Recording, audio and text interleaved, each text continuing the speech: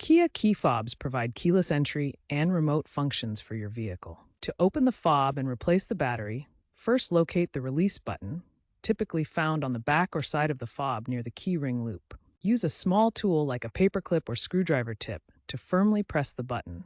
Once pressed, gently pry apart the two halves of the fob case using your fingernails or a flat tool. Avoid excessive force to prevent damage.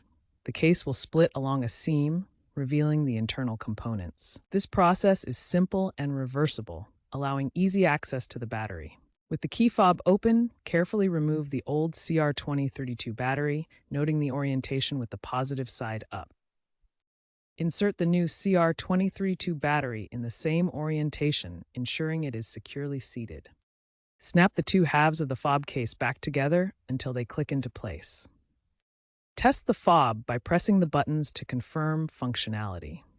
If needed, you may need to reprogram the fob via the vehicle's settings menu.